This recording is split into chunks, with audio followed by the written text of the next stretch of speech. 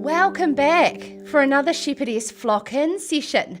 Now, of course, if you were with us for the launch of this wonderful new magazine back over lockdown, it was going to be a one-off launch, but it was so successful last time with over 300 women joining in from around New Zealand and Australia and around the world. So the editor of Shepherdess, Christy McGregor, thought, you know what, let's do another one for the next edition. Of course, have you got your new edition of the best new magazine on the street? This is Shepherdess. If you're joining us for the very first time, if you weren't part of it, welcome, welcome, welcome. And if you haven't yet subscribed to Shepherdess, you are certainly missing out. Winter 2020 is an absolute treat.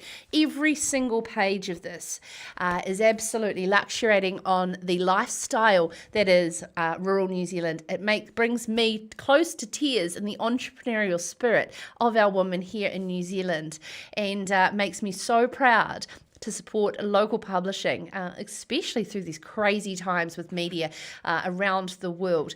Now, I'm Sera Perriam. I'm your MC for tonight. It's an absolute pleasure to be back. I'm here to celebrate, of course, with you all, wherever you are. Now, a lot of you will be dressed up. I know we have a fabulous frock party, and of course, you can join that and win prizes. I'll explain a little bit about that.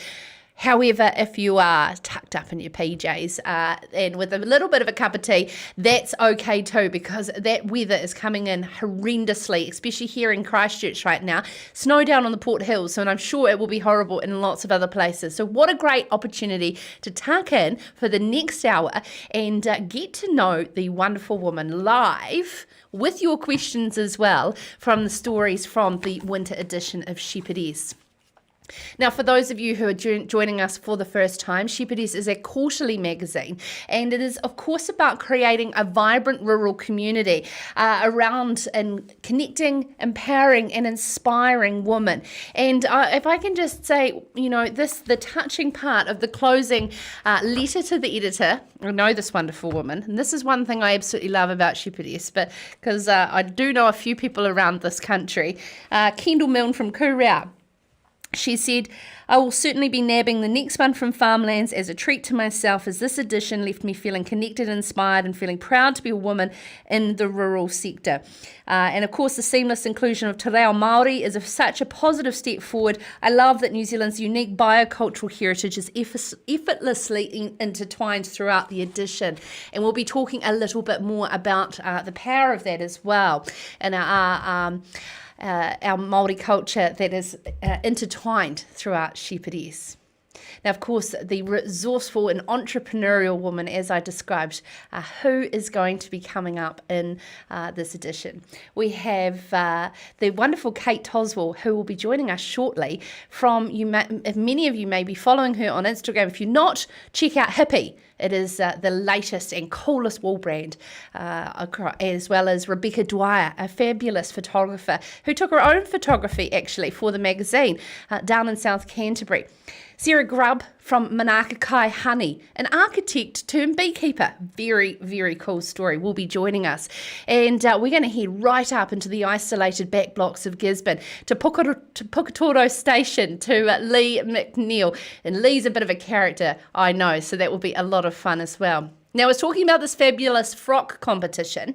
What you got to do if you are dressed up, take a photo of yourself, or get your hubby or children or whoever's in your household, take a photo, and of course, hashtag ShepherdessNZ, hashtag Flock-In on Instagram, or in this Instagram stories, tag Shepherdess, and you can go in to win some fabulous prizes as well.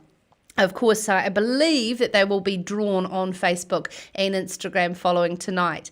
Throughout the questions, throughout the evening, we want your questions. I'm just bringing up here the live stream, which is on YouTube, and the chat on YouTube last time went absolutely nuts. There was a very cool community having a yarn to each other, and some very familiar names there. Of course, this is the first time we're going to also be live streaming to the Shepherdess Facebook page. So I can see the comments, so I want your questions for the ladies, as well as we'll be having a little bit of fun as well. So let's check out to see if you know how to use the chat system.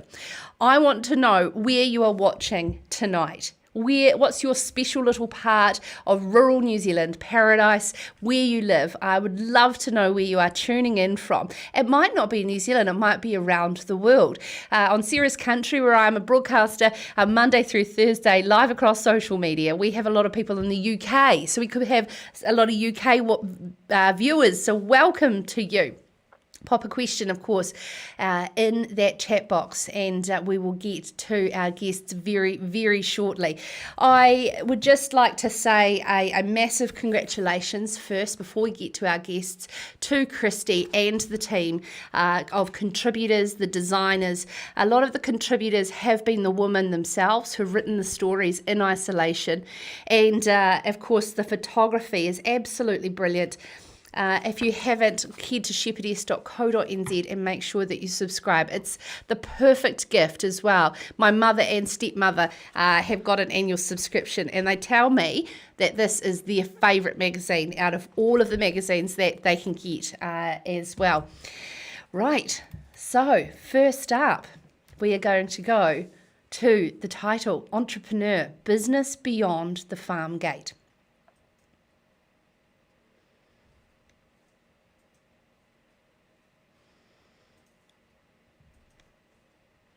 Now, we know what technology means.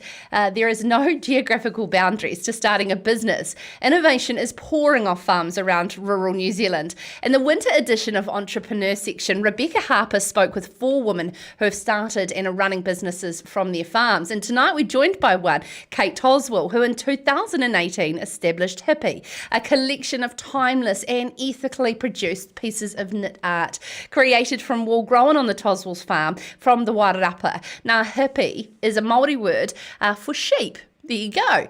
She treats the wool with like a vintage of wine. This is just incredible. Each item comes with a seasonal description which explains the quality of wool based on the season, taking a raw product they produce on the farm and adding value to it. And there, of course, you saw on the screen Kate Tosswill, and I can see a few of those beautiful hippie items behind you. Good evening, Kate, and thank you for joining us. Hello, Sera. Thank you. It's lovely to be here. How does it feel to have come so far from an idea that I'm sure was just purely in your head? Oh, it's been a crazy journey. It's been an absolute roller coaster. But and yet at the start, you never know whether it's all going to come together. And then we sort of blinked, and all of a sudden, it was all done, and it had come to fruition. And it was wonderful, and it's going really well, and we're really enjoying it. We couldn't possibly have foreseen the challenges that we've had, and then things that we thought would be really hard were actually a real breeze. The biggest joy out of it all has been the people that we've met along the way, and the connections, whether that's through people we've collaborated with through the chain, or some of the customers that we've met, and it's just been amazing. But that's what makes the world go round. It's the people behind it all. Where did your incredible marketing sense and sense of brand come from? Well, I did a few papers at uni in marketing, and then I decided that I wanted to throw that in, and I went and worked for Zambezi and another young fashion designer in Wellington, and then tried all sorts of other different things, and ended up doing a similar sort of role for a ram breeder in Masterton. So there's a whole other kind of marketing a different product. That's where I met you. Yes, that was a funny old time. But ultimately, I mean, it's telling a story, and when that's a story that you live and breathe day in, day out, it's quite easy. You don't have to gild the lily. You just frame it in a certain way. I think because I grew up in Auckland and came from an urban background,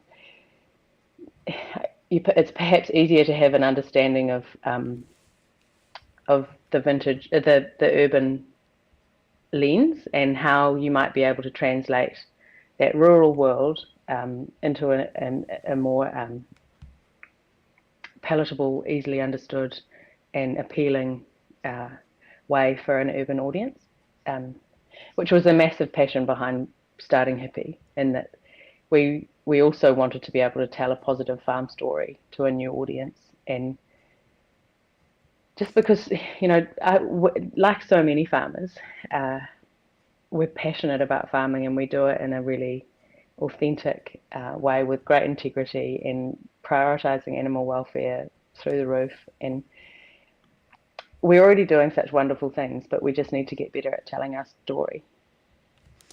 Yeah, absolutely. But also, too, it's an interesting point that you made there. It's really about telling a story through a different lens. And I feel that we talk so much in commodity terms and not in terms of end consumption of that product. No.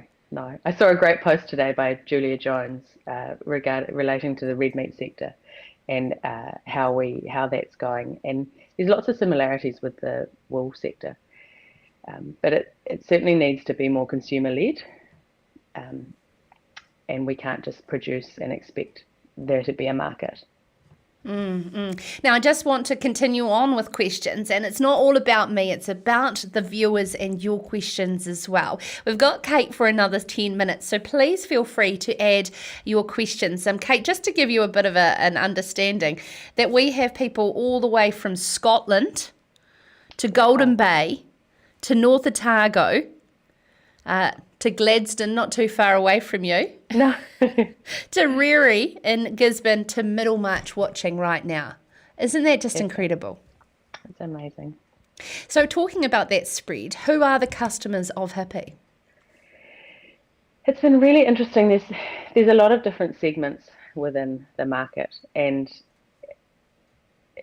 from retired restorative justice judges in Wanaka to young people in Gisborne and Hawke's Bay, and there's a real spread of the age. It depends often what people are buying it for.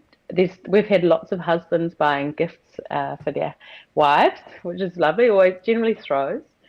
And then there's a lot of rural folk involved, but it's right across the country from up north. A lot of it's going down south, which is really interesting. I think that the weight and warmth of the wool, particularly with the throws, is really appealing when it's so cold down there. Yeah. I collect wool blankets. That's my thing I collect. So I'm yet to save up for a beautiful Hippie one. And they are just absolutely gorgeous. And as well as beanies and cushion covers as well. Yeah. So the idea being that the knit texture is beautiful against linen and leather and all of these other textures that we find in our living rooms. And being a knitter, I was inclined to get something that looked a little bit like hand knitting. I just want to talk to you about the challenges that it has been for yourself coming from Auckland and living and working in an isolated environment with your husband Mike and children. What's been some of those challenges that you've had to overcome that you were not used to in your upbringing but have actually ended up being something you celebrate in your life now? I think coming from the city, you have a greater appreciation of all of those things you've just mentioned. And there can actually be wonder in all of those things. It can be so special to be unplugged, and to have that isolation and just get back to nature. And it's really calming in a very honest life. I still enjoy getting back to the city, and I think I'll always have a little bit of that in me. But the people, again, in farming are just amazing. And the community, like in the district we've just moved into around Bagshot, they're just such beautiful souls. And I just love the farming life. It's been a really easy transition in that regard. And especially as I've got more involved in the farm business, I think it would be harder if you weren't part of the life and then you didn't understand the stresses that were impacting on your husband and the farm business. So the Yeah. whole family sort of lives and breathes farming, from the kids right up to me and Michael. And you're able to share that story through social media very passionately and compassionately as well. But especially in an Thank you. increasingly globalized world, how much attention do you feel is going to be positive for this push towards New Zealand made? I think it's really important. I think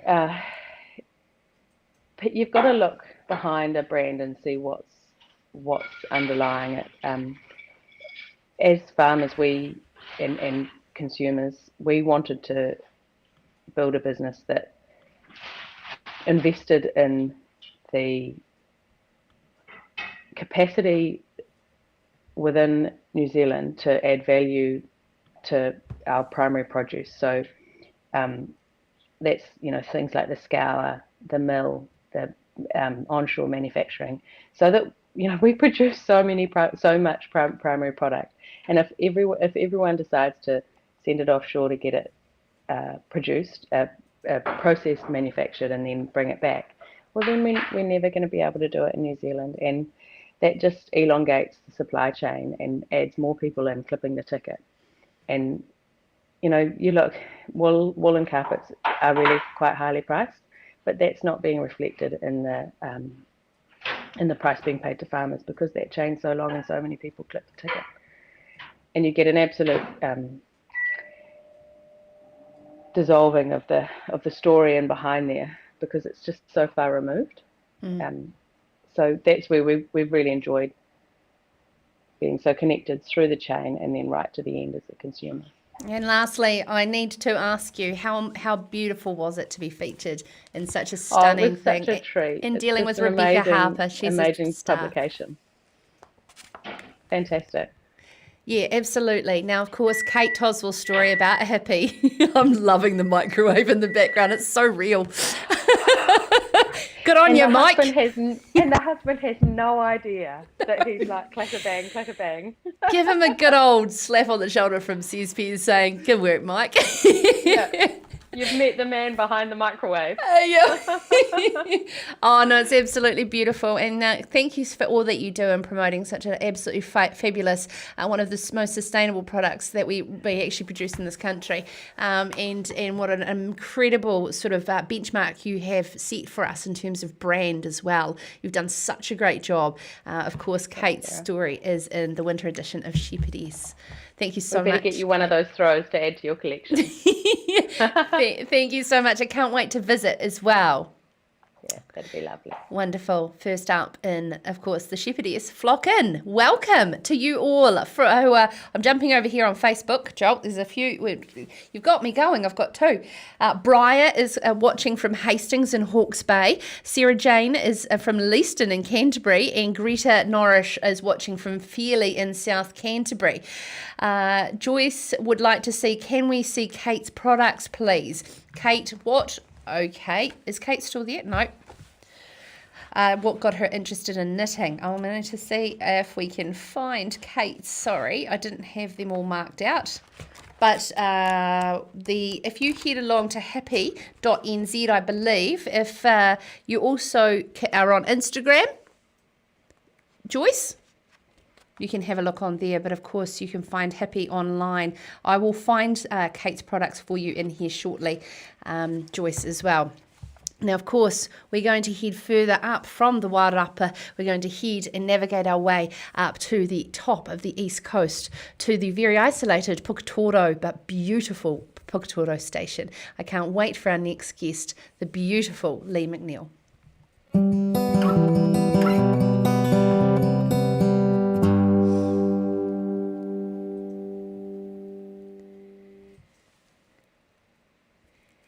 And I can see her. She is just about to join us. Now, the winter columnist for My Town is herself, Leigh McNeil, who lives on a large station on the East Cape, located in our inland, up a very windy dirt road from Tokomaru Bay, north of Gisborne. Leigh's home is 21,000 acres, farming sheep, cattle, and the odd bit of deer hunting, which I know Tennant enjoys. Leigh's bubble during lockdown included 18 other people, similar to where I was on the farm actually, from the shepherds on the station to the cook. Now, as Leigh wrote in Shepherdess, she will be able to read out some of her story. But firstly, welcome, Leigh. It's been a long time between drinks. I raise a toast to you, virtually. Hi, Sera. Hi. Yes, it has been a long time. Absolutely. How was your lockdown? I thought it was fabulous. Absolutely loved it. It was quiet. I mean, but there were heaps in our bubble, so there was always something to have a wee chinwag with. Yeah. But it was quiet. No hunters, no anyone really. It was just work, and we didn't have to go anywhere. You know, we sort of weren't beholden to any appointments or anything like that. So it's wonderful. That's great. And you, of course, have, as I said there, a fabulous partner in Tennant McNeil to keep you busy and on your toes as well. Yeah, absolutely. Yeah, he's always keeping us all entertained up here. Yes. Now, lots of background that we need to get to. You haven't long been at Puketoro. What was the journey to this wonderful, beautiful backcountry station? Well, we bought it from Ingleby in 2016, in conjunction with Tracy and Bern McNeil, our partners, Tennant's brother and his wife. And when we took over in May 2016, we had a manager on the place, and Tennant was supervising. We were living in our other property in our southwest of Gisborne, a much smaller property. And after about 4 months, the manager that we had employed sort of held up the white flag and said, "I think this is a bit much, and I think Tennant should manage it and get a handle on the staff and the property and that sort of thing." So Tennant leapt at the chance, packed his bag, popped his dogs on the Hilux, and off he came up here. I'm sure. And what were you thinking at the time, Leigh? Well, it's probably not too repeatable on here, but yeah, I was a little surprised. I did think this would be another real adventure, but I was a bit reluctant to live so far from town and to be so isolated. But I didn't move up here for 9 months until the following September. I went backwards and forwards for about 9 months and then moved up the following September. So what has life been like for you since you've moved up? What does a day-to-day look like? Oh, my goodness. Day to day is different every day. And I mean, I think that's much the same with every, farming woman in the country, really. Nothing's sort of the same from day to day. And it has been absolutely hectic, I'd have to say. For 4 years, it's been absolutely hectic. It's been such a steep learning curve, because there are so many people up here, and it's just sort of it increased the size of our business, so there was a lot to learn.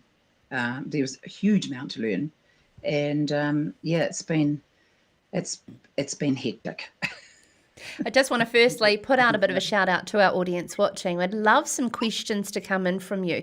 I can see the YouTube chat down in front of me, and if you are watching on Facebook, please put them in the comments below, and I will get them to Leigh before, of course, she reads in first person some paragraphs from her story. But Leigh, your part of the world is certainly coming under pressure from a lot of pine trees. What's your thoughts on that? Well, all our neighbours really, most of our neighbours are pine trees up here, and the whole of the Ahungia Road really has been planted in pine trees. So I'm very anti-blanket planting of land in pine trees. I think there's a huge place for farm forestry. Planting trees in bad parts on the farm and that sort of thing. But blanket planting, clear felling, I don't think there's really any place for it anymore. I think the right tree, right place thing will work as long as that's what it is. And our communities up here have been decimated really with blanket planting of pine trees. That all the things of dog trials, AMP shows, things like that have all disappeared. It's it's a lot of the forestry workers live in Gisborne, so they don't live in the local communities. So, I mean, a lot do, of course, but there are a lot that, travel from Gisborne every day. And, it's a bit of a battle against the logging trucks on the road. The infrastructure isn't really sort of up to par to cope with that. I got an interesting message on this topic from a viewer of Sera's Country, Leigh, saying that with, say, this latest reform, where basically if you put a class system in, if it's low, highly productive flats, then don't put trees on it. But he made a valid point that a lot of these trees are going into marginal land, and that's where a lot of people get their first start, especially up through your area. And there's an excellent story of how the McNeil brothers have got to where they are today, and it's purely from doing it tough. Yeah, yes, absolutely. They, sort of did farm some marginal land, and I think you can look after the land, the marginal land, and still farm it. Ingleby did a terrific job here on Puketoro with planting rivers and eroding gullies and that sort of thing, and fencing parts off for reversion, and that's all. That could certainly happen on any farm, really. But the carbon credit thing is going to be tricky to keep land in farming if the carbon price goes up. Yeah, certainly. It's lovely talking, especially with Kate there before around the wool industry. Now we're talking with you around this because, I mean, the women are the backbone of a lot of our farming operations. Of course, we see that in all of these wonderful stories in the winter edition of Shepherdess. Of course, one of the great stories in here is Leigh's own self-written story. Of course, this is the lockdown edition. I mean, I'm a columnist in here as well, and I produced mine without taking a foot outside this as well. So Leigh's going to read for us a couple of paragraphs under the title My Town and what it was like living in a very large bubble of mostly men. Right. Well, COVID-19 lockdown, week 3. Never in my life have I been more grateful for where I live. I have to admit to being somewhat surprised that I've ended up living up here in the back blocks under the shadow of Mount Hikurangi. Our bubble is an hour's drive up a winding gravel road, normally thick with logging and metal trucks and dirty Hiluxes. Pine trees are our neighbours for most of the drive, and when we get to the main road, we still have another hour to get to Gisborne. It's not for everyone. On the flip side, we have 21,000 glorious acres to play in while the world battles this damn virus. Of course, it's business as usual for us as we are deemed to be an essential business. Thank God. It's also deliciously quiet now with no trucks rumbling past the gate and no queues of camo-splashed hunters coming in for the raw. Sure, that's a couple of paragraphs. Would you like me to continue? Yes, I would. You've got I'd love you to read to me at night too, Leigh. You've got a lovely voice. Okay, Sera. Next time we meet. Up here at Puketoro Station, we're also in the slightly unusual position of having 19 people in our rather large bubble. We're more like a small village. We range in age from 4 months to gold carders, so there's always someone to chew the fat with. Given that our 6 single boys who live in shared accommodation are all under 25, there's entertainment aplenty around the cookhouse table at dinner time. There's been an assortment of hilarious lockdown hairdos performed after a couple of beersies or 3. It's lucky no one's going home to see their mummies anytime soon. The banter around the table ebbs and flows with a very masculine perspective. Estrogen up here is in slightly short supply, but fortunately our wondrous cook Jen is quick to laugh and is broad of mind. She says the wine helps. So far, everyone seems to be coping admirably with the lockdown. Having a job to do and lots of space certainly helps. I can't imagine any of us being in an apartment in the city. What a great way to, and I'm going to see if I can try, Joel, if you could only zoom in on that and see the photos there from Puketoro station. Of course, very isolated up there on the East Cape. Leigh, thank you very, very much for taking the time to join us on this beautiful Shepherdess It's a flock. pleasure, Sera. It's been fun. Yes, and if anybody's going to make fun in isolation, it'll be Peachy. Peachy, yeah. Now we've got a few people here that are certainly, of course, referring to you by your last name, watching right now from across the country. You have lots of friends, Leigh. Thank you. Thanks so much, Sera. No worries. Thank you so much. Now, sounds fantastic.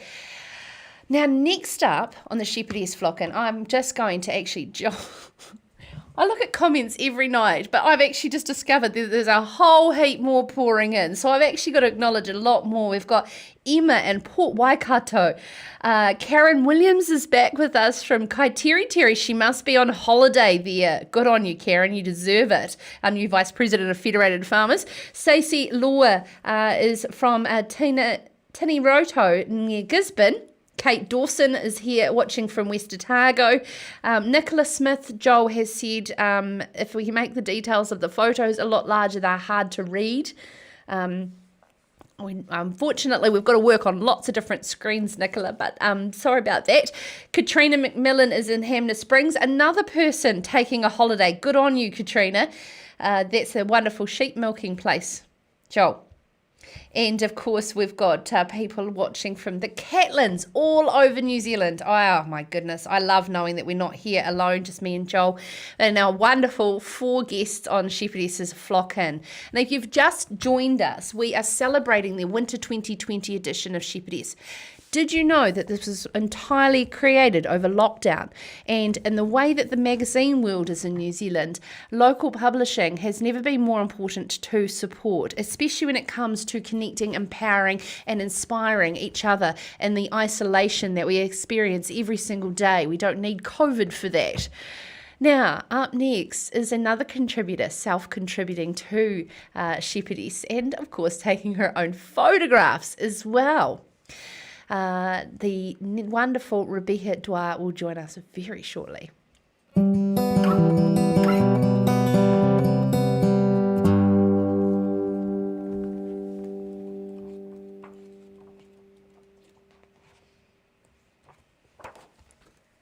I'm just going to make sure I can find these photographs because everyone's going to want to ask me for them. But Rebecca has certainly taken the cover image here of Katie, as well as a lot more in there as well. Now, it's the incredible talents of the photographers and writers that contribute to Shepherdess that really do make it. It is the most luxurious time out with that cup of tea, the sun basking on you in the morning, and of course, rugged up in one of those hippie wool blankets. I can imagine just thinking about it. The photographs particularly make and enrich that magazine experience because they're stunning photographs. Rebecca Dwyer took that stunning cover image of Katie Scarlett. Her photographs have graced both autumn and winter editions. And I'm sure we can all agree they are stunning. Living on a farm in Fairlie in the Mackenzie country, Rebecca is a trained nurse and mother to 3 young boys. She's juggling being a mother, working as a photographer, along with farm work. Now, I am just seeing a few things happening in the background. Have we got Rebecca on the line, Joel? We do. How are you, Rebecca? Yeah. Can you hear me okay? Hi. Can you hear me okay? Oh, yeah, yes. Can you see me? Yeah, hey, is that winter blast coming through? Because it's certainly cold outside here. Sure is. It's cold inside too. Oh, Mount Dobson will be getting a good base. That's good. Yes. Yeah. Yeah. Hey, so, I mean, you've trained as a nurse and, of course, a very busy mother. What was your background coming into Fairlie in particular? So I grew up not too far away from here. So after having our first child, we decided to move back a bit closer to both sets of our parents, my husband and I. So yeah, so that's how we ended up in Fairlie, and it's a great spot to live. Oh, it's a with children and yeah. beautiful community as well. Yeah, definitely. Yeah. And of course, a great place to be inspired to get into photography. It was obviously a hobby for you. When was that moment that you decided, you know what, I'm going to actually train in this?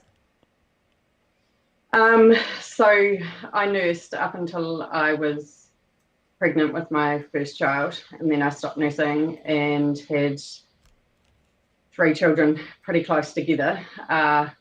But when I was pregnant with my 3rd child, I purchased a second-hand DSLR camera, and it had all of the manual settings, so it wasn't one of those ones that you pointed at the subject and pushed the button.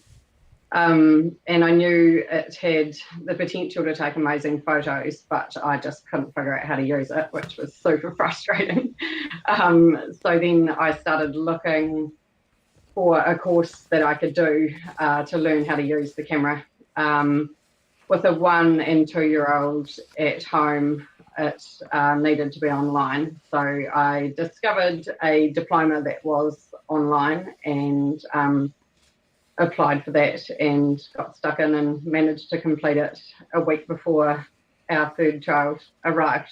So wow. So yeah, so it kind of happened by accident, really, just buying a good camera sort of to take photos at home, and then did a diploma, and then probably the power of social media, putting the odd photo up of my children or scenery, and then people just started asking if I could take photos of their family, and yeah, it kind of snowballed. So yeah, and that's 4 years since I did my diploma. So yeah, But so I'm still fresh. Yeah, there's a lot of things that you can learn technically from an online course, but you know, in terms of actually having that eye and having a particular style, that's very unique to your own personality. How do you go about approaching a photograph shoot and applying the Rebecca Dwyer style?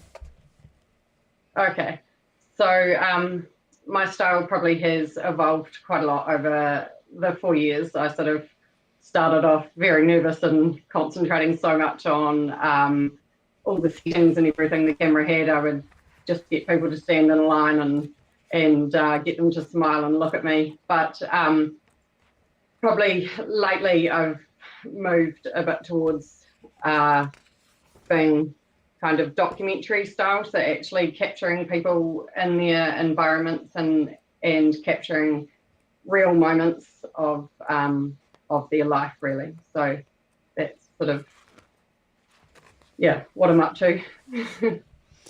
Yeah. And how special is it when you actually see it in print in something so beautiful like Shepherdess? Yeah, amazing. Yeah. I think, yeah, it's really rewarding to see it, yeah, in a magazine, because so often you take photos for people and send them to them digitally and never see them again. And probably quite often people don't even print them. So yes, it's very satisfying and rewarding seeing them in a beautiful magazine like Shepherdess. Yeah. I have to apologise on behalf of the cloud and how internet's created and what's going on. There's a little bit of pixelation going on, but we can hear Rebecca super clear, so we're not going to cut away from that because you do keep coming back. Now, Katie Scarlett has just commented saying you did an amazing job with their photos for the magazine, so I'm sure they'll be extremely proud.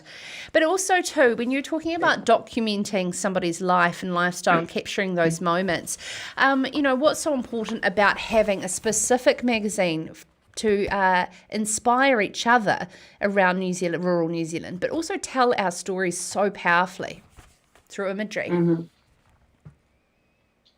So did you say what's important about it? Or what do you find so special about the fact that we've got this platform to be able to capture, and how photography can capture that so powerfully, our stories? Yeah, no, it's amazing. I think the Shepherdess magazine is really captured a hole in the market, really, and there are so many women in rural communities and in agriculture, and it's just so great to see them see so many of them celebrated, and obviously many more to come. It's amazing. I think Christy's done an amazing job. Yeah. I've got a question here, and this is a good one. How do you make it work? How do you juggle family, farm, and a business? What's your tips? So, what are my tips? Oh my God, don't come to my house. What's your morning routine? You know what they say? Oh yeah, I'm just Wonder Woman, really. No, so early on, when my youngest was a baby, I sort of started when he was probably only a few months old, and I definitely made the mistake of saying yes to everyone who asked, really, and I just took on too much work. And I think it just took a wee while to realise just not to take on so much, and how much I can handle doing with the children. But the oldest two are at school now, which helps. It gives you a little bit of time between dropping them at the bus and picking them back up to do a little bit of work. So yes, certainly every day is different, and you couldn't write your plan on a piece of paper and stick to it. But we get by. Yeah. Yeah. Oh, excellent. Thank you so much for taking the time to join us out of the probably wintry, cold, blustery Mackenzie Basin there in Fairlie in South Canterbury.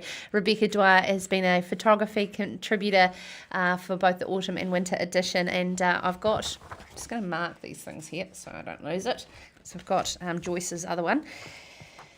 So we'll flick through. Here is, of course, Katie Scarlett on the cover, and oh, my arms aren't long enough. You can see some of those photos there. I suppose if you're looking on a phone, it might be just quite small. But to see that ability to document life in rural New Zealand is just so stunning. And then, of course, there, Katie and her young family. Just absolutely wonderful. Now, of course, Joyce, I did find the happy products and a story there for you from Kate Tosswill. You may be able to see them knitted, but of course just Google HIPI as well into Google and you'll be able to find the happy products from Kate Tosswill earlier. Now it is coming up to our last guest, which is a beautiful photo essay at the heart of the hive with Sera Grubb.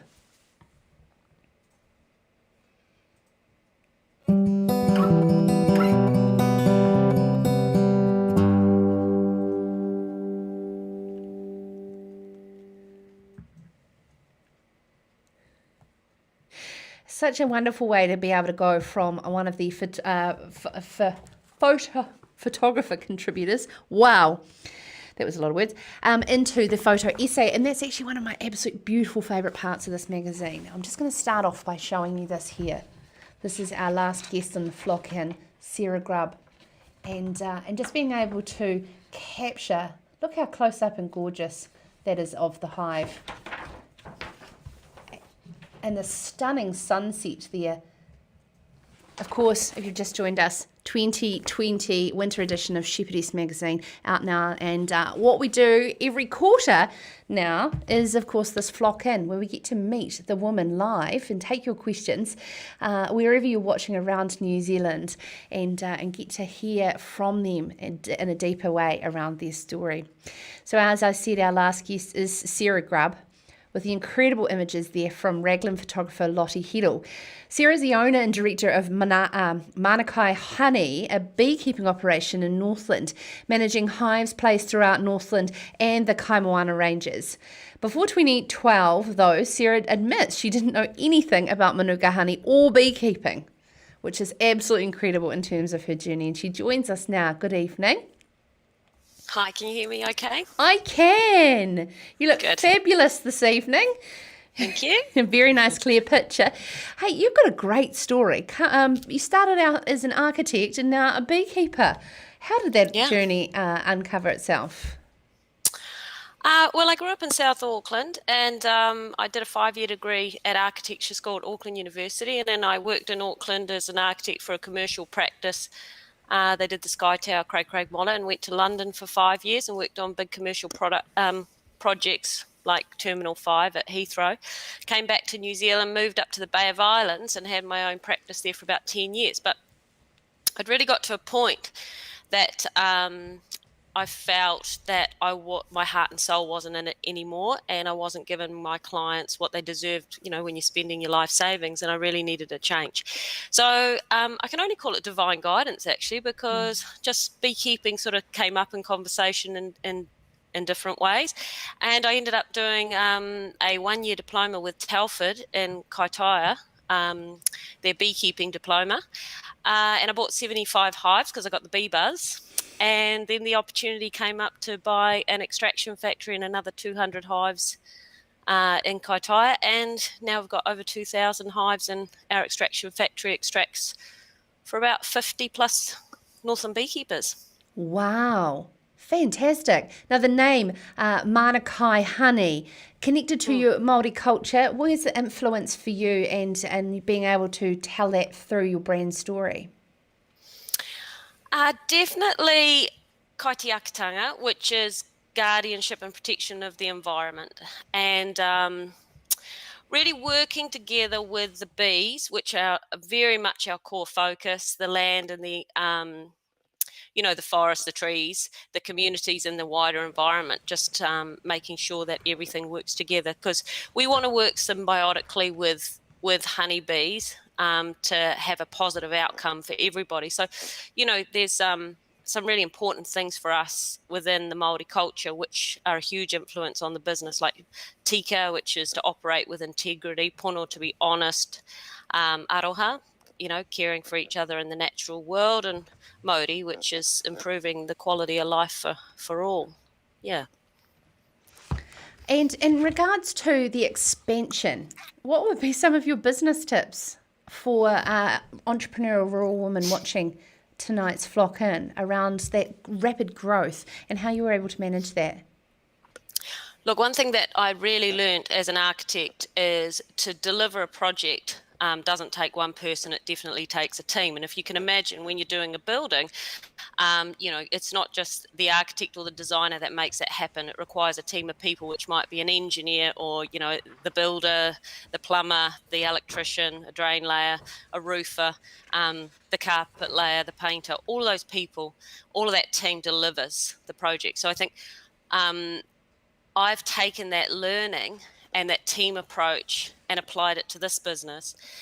When you've got 2,000 beehives and you're extracting for 50 plus other beekeepers, you can't do that alone. And I think probably the most important thing for me is really that bringing together a really good team that can work all together and deliver, and that everybody recognises the strength of that team and not the individual.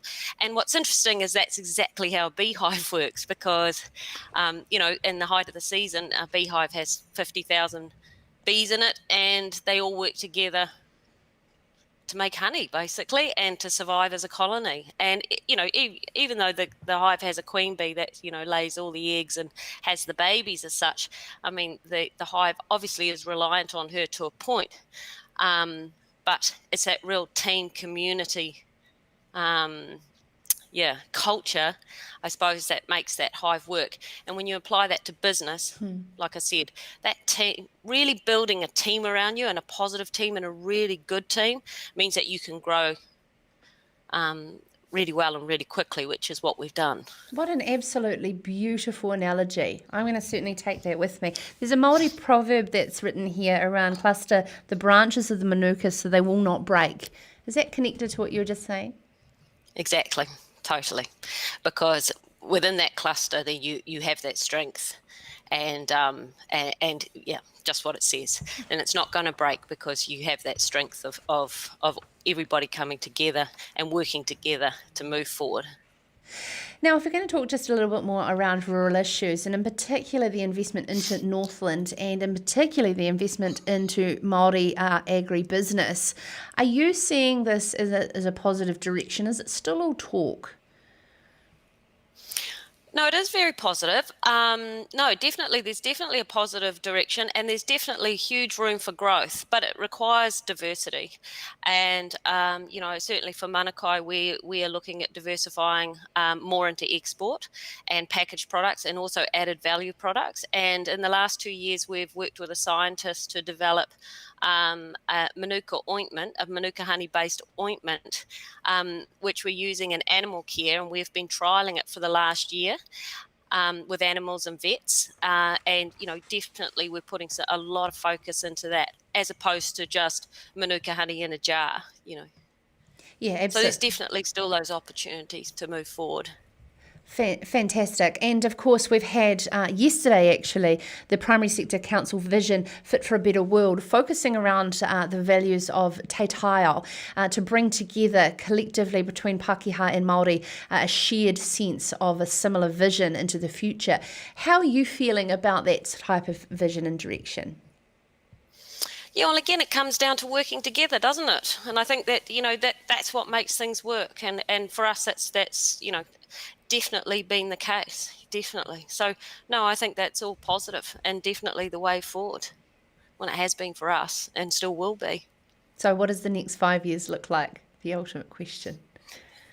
Yeah, well, definitely focusing on that added value product, our Manuka ointment, taking that through New Zealand and distributing it. We're just starting that whole adventure of distributing, firstly, in New Zealand, and then looking at distribution globally. And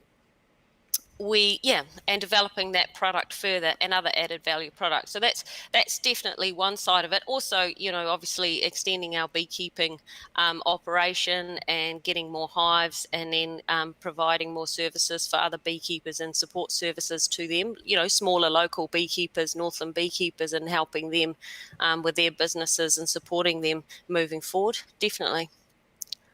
Thank you so much for taking the time to join us, Sera Grubb from Manakai Honey up there in Northland. And of course, it was the photo essay, which you can find at the back of the winter edition of Shepherdess magazine. What a wonderful concept this flock-in is, Joel.